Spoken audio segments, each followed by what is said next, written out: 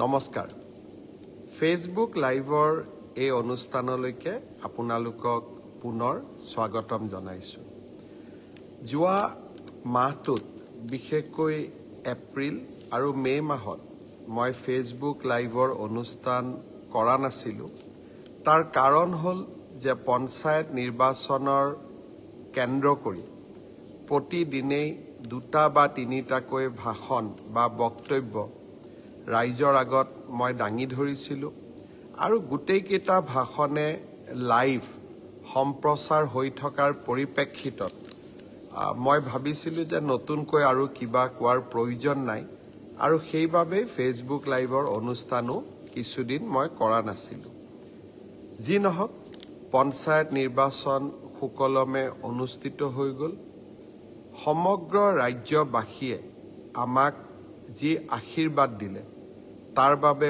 পোন প্ৰথমে মই আপোনালোকলৈ মোৰ শ্ৰদ্ধা আৰু সেৱা আগবঢ়াইছো 397খন আসনৰ ভিতৰত জিলা পৰিষদৰ আসনৰ ভিতৰত আমাৰ মিত্ৰ দলটোৱে বা আমাৰ মিত্ৰ শক্তিটোৱে 301খন আসনত বিজয়ী হ'বলৈ সক্ষম হ'ল আঞ্চলিক সদস্য পদটো আমি এনেকৈ এক বৃহৎ বিজয় লাভ কৰিবলৈ সক্ষম হলো এনেকুৱা বহুত জিলা আছে যি জিলাত আমি সম্পূৰ্ণ 100% আসনো জয়লাভ কৰিবলৈ সক্ষম হৈছো ৰাইজৰ প্ৰতিটো ভোট মই আৰু আমাৰ দলে আশীৰ্বাদৰ নিৰ্মালী হিচাপে গ্ৰহণ কৰিছে আৰু আমি পুনৰ এবাৰ আপোনালোকক প্ৰতিশ্ৰুতি দিছো যে আমি জনতাৰ সেৱাত নিজকে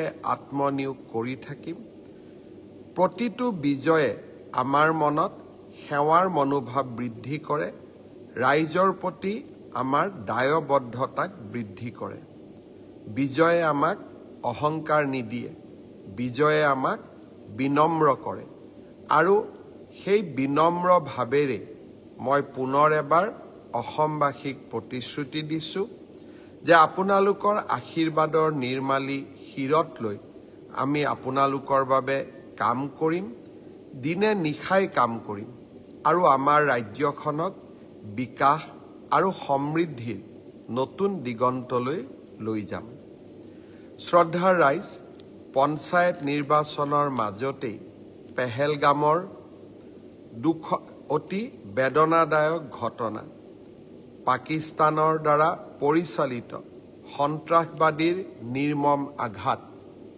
স্বাভাৱিকতে ভাৰতবাসীক বেদনাসিক্ত কৰি তুলিছিলে পঞ্চায়ত নিৰ্বাচনৰ সময়ত মই যি স্থানলৈকে গৈছিলো সকলো স্থানতে জনতাৰ মাজত থকা সেই বেদনা মই প্ৰত্যক্ষ কৰিছিলো অপাৰেশ্যন সিন্দুৰৰ জৰিয়তে প্ৰধানমন্ত্ৰী নৰেন্দ্ৰ মোদীয়ে যিসকল সন্ত্ৰাসবাদীয়ে আমাৰ মাতৃ কন্যা আৰু ভগিনীৰ শিৰৰ পৰা সিন্দুৰ মচি দিবলৈ চেষ্টা কৰিছিল তেওঁলোকক আমি উচিত প্ৰত্যুত্তৰ দিয়াৰ বাবে সকলো প্ৰকাৰে এক ভীষণ আঘাত দিবৰ বাবে আমি সাজু হৈছিলো আৰু আমাৰ সেনাবাহিনীয়ে সেই আঘাত দিবলৈ সক্ষম হৈছিল পাকিস্তানত বহু দিনৰ পৰা পৰিচালিত সন্ত্ৰাসবাদৰ ঘাটিসমূহক ভাৰতৰ মিছাইলে ধ্বংস কৰিছিল আনকি কান্দাহাৰৰ বিমান অপহৰণৰো প্ৰতিশোধ ভাৰতে ল'ব পাৰিছিল পৰৱৰ্তী কালত পাক সেনাই আমাৰ ওপৰত আক্ৰমণ চলোৱাৰ লগে লগে ভাৰতীয় সেনাই আক্ৰমণ তীব্ৰতৰ কৰিছিল লাহোৰ ইছলামাবাদৰ বিমান ঘাটিসমূহকো ভাৰতীয় সেনাই নিজৰ প্ৰচণ্ড শক্তিৰে ধ্বংস কৰিছিল ভাৰতীয় সেনাৰ বিজয়ত আমি গৌৰৱান্বিত মই পুনৰ এবাৰ সেনাবাহিনীৰ প্ৰতিজন জোৱানক প্ৰতিজন বিষয়াক কৃতজ্ঞ অসমবাসী ৰাইজৰ হৈ আকৌ এবাৰ কৃতজ্ঞতা জনাইছো প্ৰধানমন্ত্ৰী নৰেন্দ্ৰ মোদী ডাঙৰীয়াৰ নেতৃত্বত ভাৰতে প্ৰমাণ কৰিলে যে সন্ত্ৰাসবাদক নৱভাৰতে স্বীকাৰ নকৰে। সন্ত্ৰাসবাদক আমি যোগ্য প্ৰত্যুত্তৰ দিম।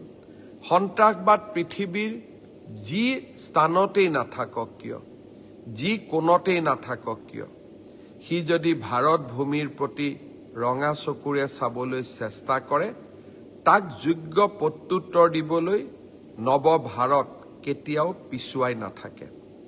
প্ৰধানমন্ত্ৰী নৰেন্দ্ৰ মোদীয়ে ভাৰতবৰ্ষৰ বীৰ গাথাক, প্ৰতিজন ভাৰতৰ শৌৰ্য, প্ৰতিজন ভাৰতীয়ৰ শৌৰ্য বীৰ্যক আকৌ এবাৰ যেন নতুন তেজেৰে তেজোদীপ্ত কৰি তুলিলে, জীৱন্ত কৰি তুলিলে, প্ৰাণৱন্ত কৰি তুলিলে।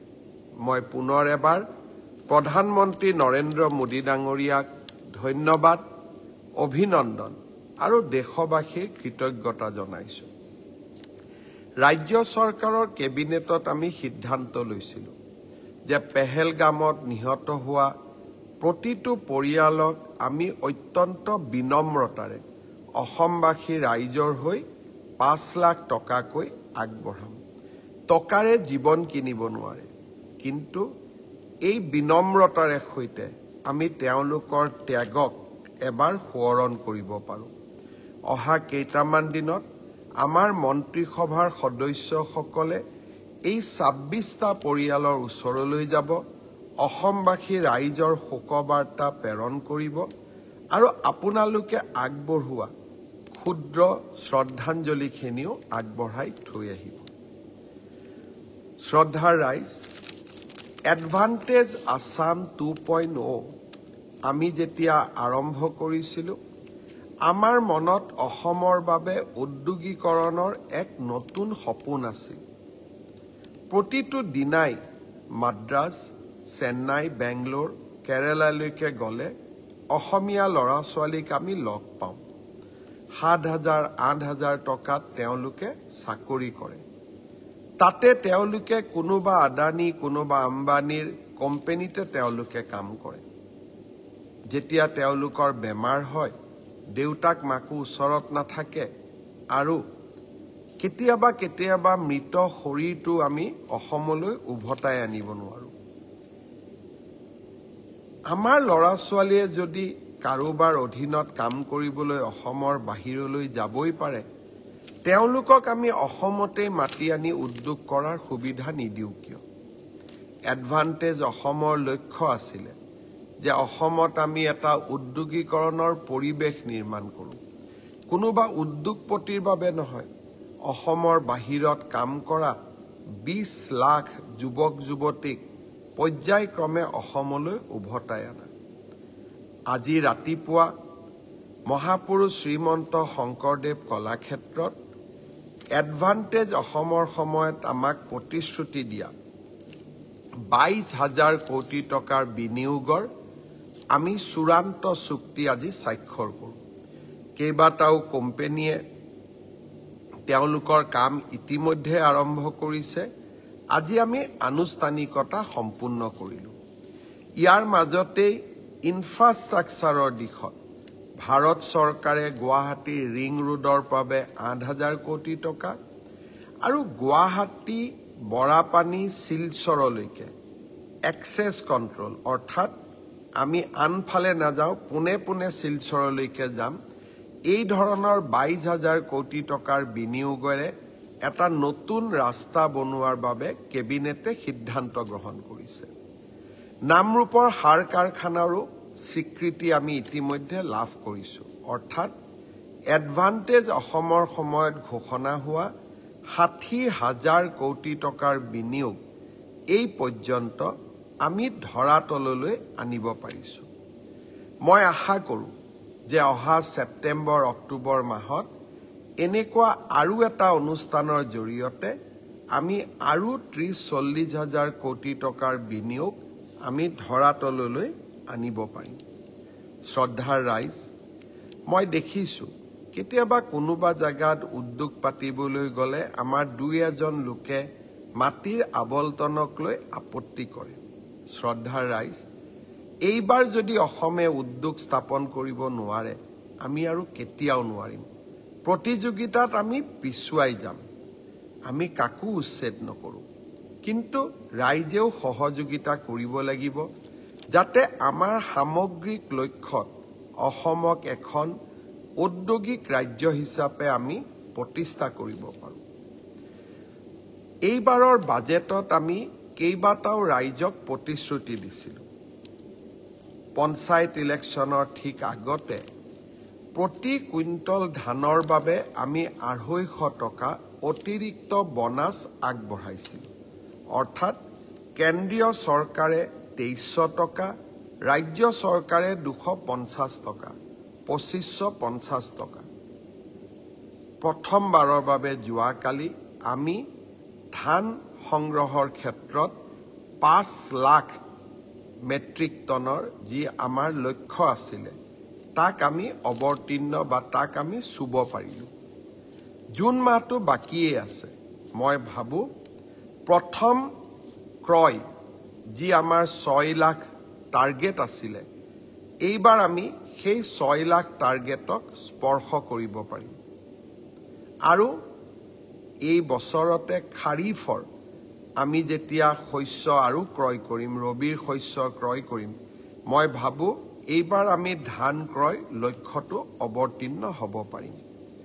যোৱা 4টা বছৰে আমাৰ চৰকাৰে অসমৰ কৃষি খণ্ডক জীৱন্ত কৰাৰ যি প্ৰচেষ্টা লৈছিলোঁ তাত অকণমান সফলতা এই বছৰ আমি দেখিবলৈ পাইছোঁ। গাখীৰ উৎপাদনৰ ক্ষেত্ৰতো আজি ভাৰতৰ প্ৰসিদ্ধ আমুল কোম্পানীয়ে আমাৰ লগত এখন মেমৰেণ্ডাম অফ আণ্ডাৰষ্টেণ্ডিং চহী কৰিছে। গুৱাহাটীৰ ৰাণীত তেওঁলোকে মিল্ক প্ৰচেছিং ইউনিট স্থাপন কৰিব। প্ৰতিদিনে 1 লাখ লিটাৰ অৰ্থাৎ সেই প্ৰচেছিং চেণ্টাৰৰ জৰিয়তে উৎপাদন কৰিবৰ বাবে তেওঁলোকে প্ৰচেষ্টা কৰিব। NDDBৰ লগত আমি ধেমাজি, ডিব্ৰুগড় আৰু যোৰহাটতো এনেকৈয়ে 3 লাখ লিটাৰ গাখীৰ প্ৰতিদিনে উৎপাদন কৰাৰো এক লক্ষ্য বান্ধি কামত আগবাঢ়িছোঁ। মই নিশ্চিত উদ্যোগে হওক, কৃষিয়ে হওক, ডায়েৰীয়ে হওক, হৰ্টিকালচাৰে হওক, ভেটেনাৰীয়ে হওক, আমি আমাৰ ফিচাৰীয়ে হওক, আমি আমাৰ ইস্পিত লক্ষ্যত উপনীত হ'ব পাৰিম।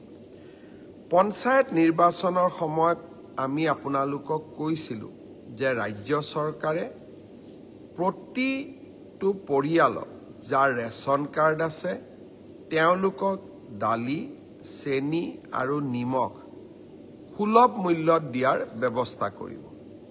যোৱা কেবিনেটত আমি সিদ্ধান্ত ল'লোঁ যে ৰাইজক আমি দালি 69 টকাত দিম, প্ৰতি কেজি 1 কেজিকৈ দালি পাব, নিমখ 1 কেজি পাব 10 টকাত আৰু চেনি 1 কেজি পাব 38 টকাত।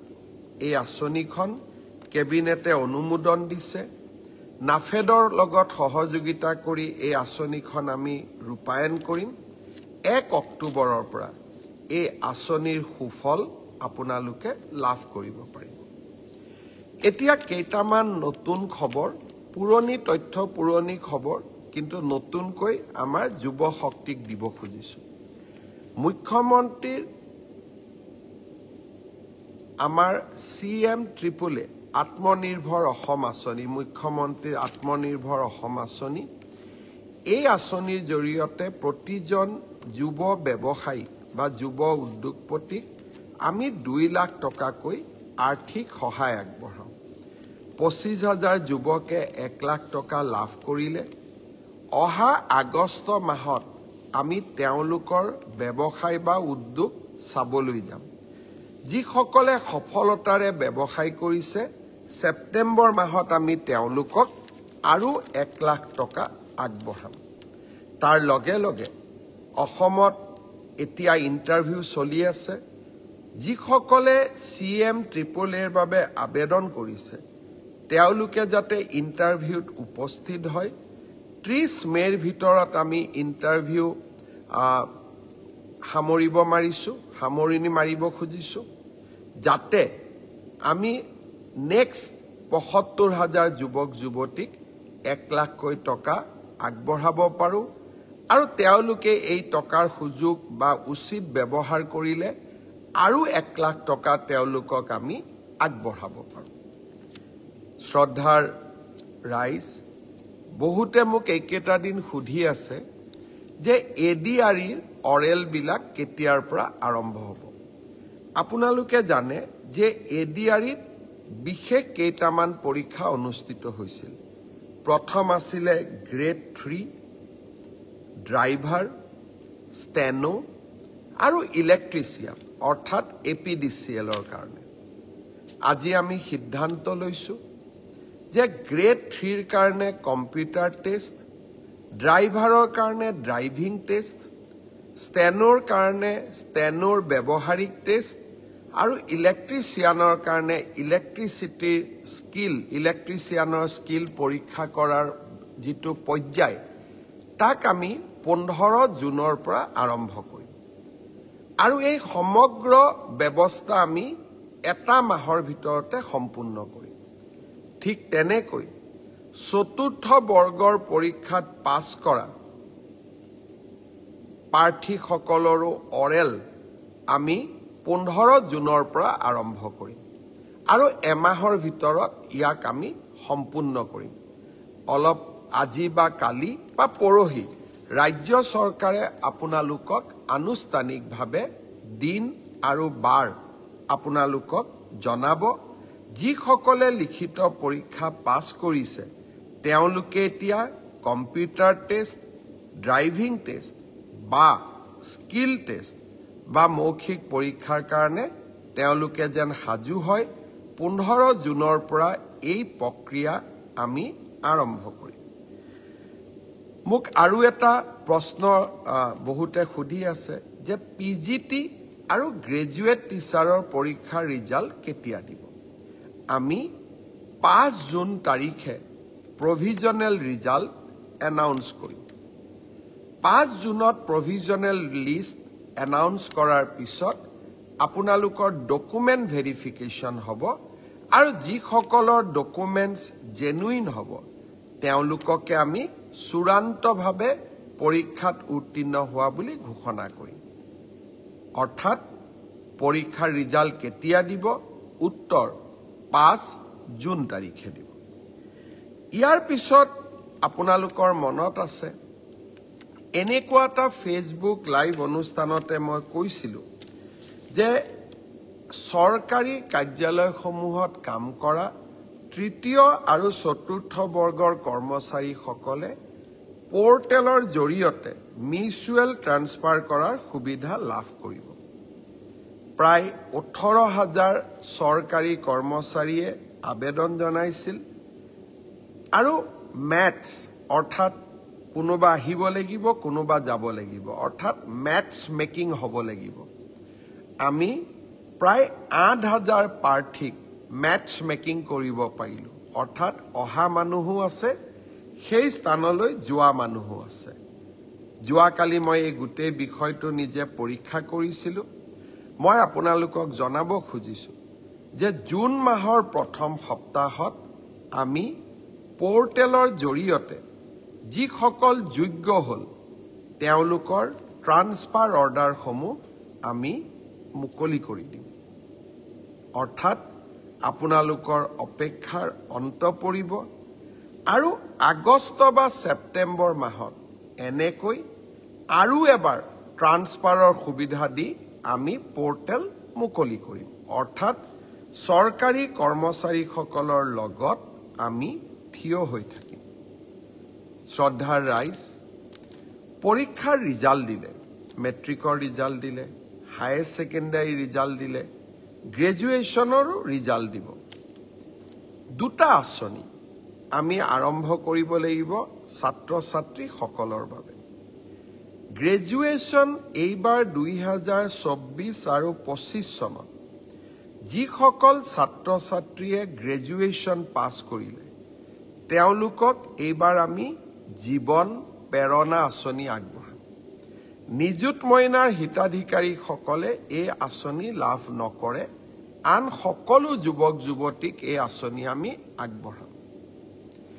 1 জুনৰ পৰা এই জীৱন প্ৰেৰণা আঁচনিৰ আবেদনৰ পৰ্টেলটো আমি মুকলি কৰি দিব খুজিছোঁ 2024-25 চনত অসমৰ যিকোনো বিশ্ববিদ্যালয় প্ৰাইভেট ইউনিভাৰ্চিটিৰ পৰা পাছ কৰিলে নহ'ব যিকোনো চৰকাৰী বিশ্ববিদ্যালয়ৰ পৰা পাছ কৰা স্নাতকসকলে এই জীৱন প্ৰেৰণা আঁচনিৰ বাবে আবেদন কৰিব পাৰিব এই আঁচনিৰ জৰিয়তে আমি কি পাম প্ৰতি মাহত আমি 2,500 টকা কৰি এবছৰৰ বাবে আমি লাভ কৰিম এই টকাটো কিয় দিয়া হৈছে যাতে আপোনালোকে ইন্টাৰভিউত এপিয়াৰ কৰিব পাৰে ইন্টাৰভিউৰ বাবে নিজক প্ৰস্তুত কৰিব পাৰে আৰু দেউতা মাৰ পৰা যাতে আমি অন্ততঃ এটা বছৰলৈ টকা পইচা বিচাৰিব নালাগে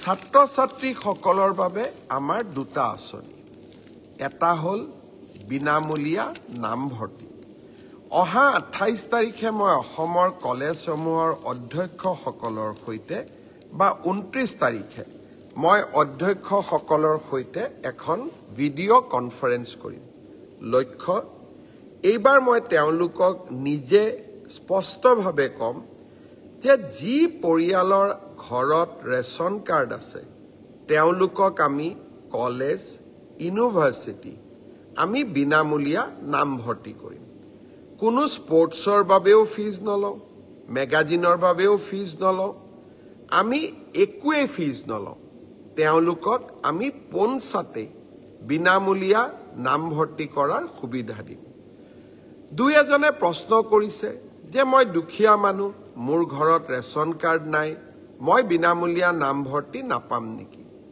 আপোনালোকে বিনামূলীয়া নামভৰ্তিৰ সুবিধা লাভ কৰিব কিন্তু তাৰ বাবে আপোনালোকক এখন ইনকাম সাৰ্টিফিকেট লাগিব কিন্তু যাৰ ৰেচন কাৰ্ড আছে ৰেচন কাৰ্ডখনে ইনকাম সাৰ্টিফিকেট তেওঁক আৰু অতিৰিক্তকৈ কোনো বেলেগ প্ৰমাণৰ প্ৰয়োজন নাই তেওঁলোকে পোনে পোনে কলেজত বিনামূলীয়া নামভৰ্তি কৰিব পাৰিব শ্ৰদ্ধাৰ ৰাইজ নিযুত মইনা আঁচনি মোৰ আটাইতকৈ ভাল লগা এখন আঁচনি অসমৰ মোৰ ছোৱালী ভাগিনসকলৰ বাবে ভাগিনীসকলৰ বাবে আমি নিযুত মইনা আঁচনি আৰম্ভ কৰিছিলোঁ যোৱাবাৰ প্ৰথম বৰ্ষত আমি নিযুত মইনা আঁচনি আগবঢ়ালোঁ আপোনালোকে সকলোৱে জানে যে এই আঁচনি আমি বছৰত 10 মাহৰ বাবে এই আঁচনিৰ টকা আমি লাভ কৰোঁ এতিয়া 10 মাহ সম্পূৰ্ণ হ'ব কিন্তু দ্বিতীয় বছৰতো আমি নিযুত মইনাৰ আঁচনি পাম দ্বিতীয় বছৰৰ কাৰণে আমি ইতিমধ্যে আপোনালোকৰ প্ৰপত্ৰসমূহ আমি সাজু কৰি উলিয়াইছো কলেজৰ অধ্যক্ষসকলে আপোনালোকক প্ৰপত্ৰ যোগান ধৰিব যিসকলে দ্বিতীয় বছৰতো ষ্টাডি কন্টিনিউ কৰিব খোজে ড্ৰপ আউট নকৰে তেওঁলোকক আমি নিযুত মইনা আঁচনি নিৰন্তৰভাৱে আমি দ্বিতীয় বছৰৰ বাবেও যোগান ধৰিম অৰ্থাৎ ফাৰ্ষ্ট ইয়াৰত আমি পালো বা পাই আছো এতিয়া আমি সেকেন্ড ইয়াৰতো পাম এইবাৰ আমি আঁচনিখনত দুই এটা পৰিৱৰ্তন আনিছো চৰকাৰী মহাবিদ্যালয় বা বিশ্ববিদ্যালয় যিসকলে সেলফ ফাইনেন্সিং কোৰ্সত পঢ়ি আছে তেওঁলোকেও এইবাৰ নিযুত মইনা পাব যোৱাবাৰ মোক বহুত ছোৱালীয়ে লিখিছিল যে মামা আমি নিযুত মইনা পোৱা নাই পিছত মই খবৰ কৰি গম পাইছিলো যে তেওঁলোকে চৰকাৰী কলেজতে পঢ়ে প্ৰাদেশিকিত কলেজত পঢ়ে কিন্তু সেলফ ফাইনেন্সিং কোৰ্সত পঢ়ে তাৰ বাবে যোৱাবাৰ আমি নিযুত মইনা দিয়া নাছিলো কিন্তু এইবাৰ আমি সেলফ ফাইনেন্সিং স্কিমত পঢ়া সকলকো আমি নিযুত মইনা আঁচনি দিম প্ৰশ্ন হ'ব প্ৰথমৰ পৰা দ্বিতীয় বৰ্ষত পোৱা সকলে নিযুত মইনা পালে প্ৰথম বৰ্ষৰ সকলে নিযুত মইনা পাবনে নাই আপোনালোকে চিন্তা নকৰিব নামভৰ্তি কৰাৰ লগে লগে আপোনালোকে নিযুত মইনাৰ প্ৰপত্ৰ পাব আৰু নিযুত মইনাৰ প্ৰপত্ৰ পূৰণ কৰাৰ লগে লগে ক্লাছ 11 ডিগ্ৰী ফাৰ্ষ্ট ইয়াৰ আৰু পোষ্ট গ্ৰেজুৱেট ফাৰ্ষ্ট ইয়াৰত নাম লগোৱা সকলো ছোৱালীয়ে নিযুত মইনা আঁচনি লাভ কৰিব। কিছুমানে মোক কৈছে যে মামা স্কুটি নিদিয়ে নেকি? এইবাৰ আমি হায়াৰ ছেকেণ্ডাৰী পৰীক্ষাৰ আগতেই বাতৰি কাকতত ডাঙৰ ডাঙৰ বিজ্ঞাপন দি সকলোকে জনাইছো যে নিযুত মইনা আৰু স্কুটি দুইটা আঁচনি ৰাজ্য চৰকাৰে পৰিচালনা কৰিব পৰাৰ সক্ষমতা আমাৰ নাই। আমাক কতো আমি টেক্সো নতুনকৈ ল'ব নোৱাৰো। সকলোৰে লগত আলোচনা কৰি সকলোৱে আমাক পৰামৰ্শ দিছিল যে স্কুটি ফাৰ্ষ্ট ডিভিজনত পাছ কৰা ছোৱালীসকলে পায়, কিন্তু নিযুত মইনা সকলোৱে পাব। আৰু সেইকাৰণে আমি নিযুত মইনা আঁচনিখনহে পৰিচালনা কৰিব লাগে, স্কুটি আঁচনিখন পৰিচালনা কৰিব নালাগে। একেবাৰতে বন্ধ কৰি দিলে কোনোবাই বেয়া পাব।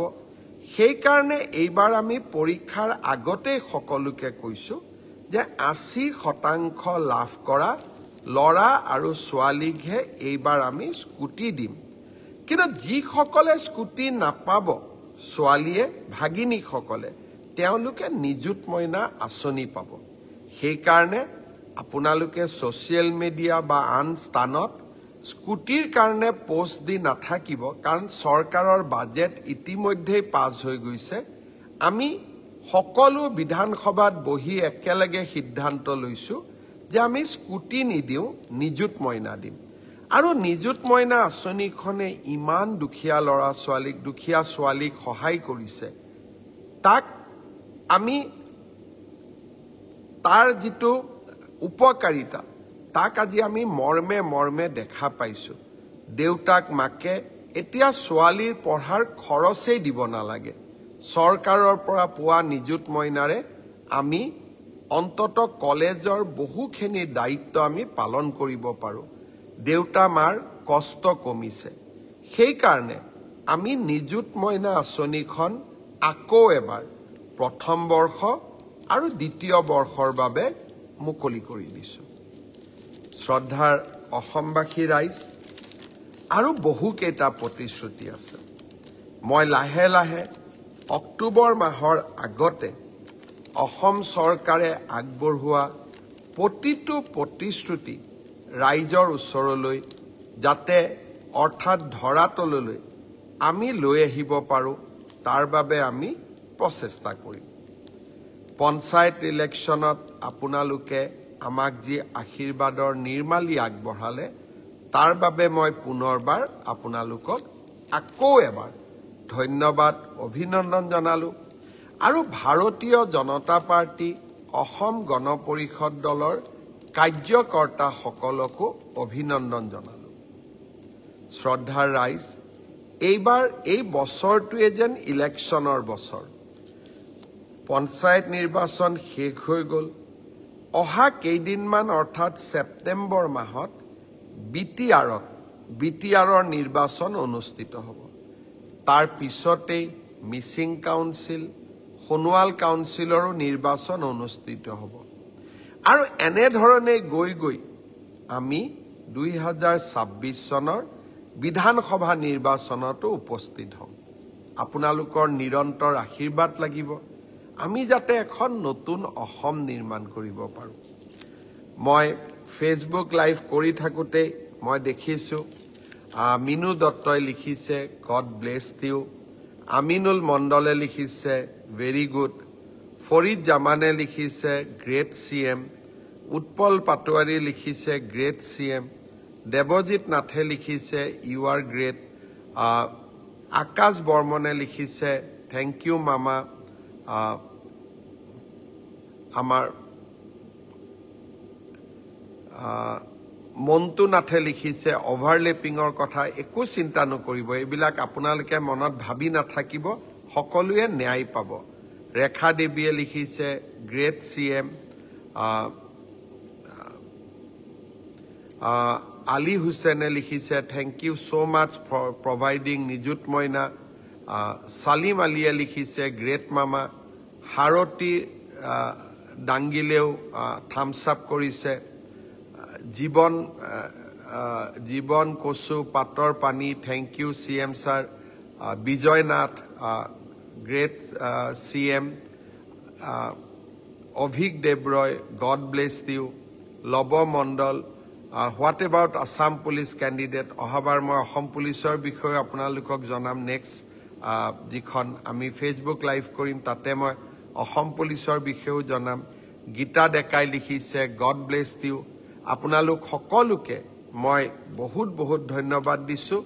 কমেন্ট বহুত আছে, গোটেই কিটা কমেন্ট পঢ়িব নোৱাৰি, কিন্তু সকলোৱে কমেন্ট দিয়ক, পৰামৰ্শ দিয়ক, কমেন্ট দিয়ক। আপোনালোকৰ উৎসাহ, আপোনালোকৰ আশীৰ্বাদ আমি হিৰত লৈ কামত আগবাঢ়ি গৈ থাকিম।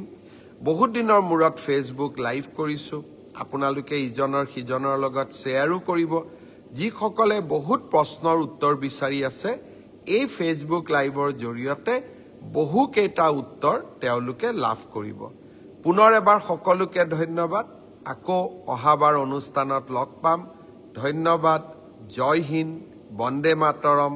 পুনৰ এবাৰ ভাৰতীয় সেনাবাহিনীক মোৰ শ্ৰদ্ধা জনাই আজিৰ ফেচবুক লাইভ ইমানতে সামৰিছো। ধন্যবাদ।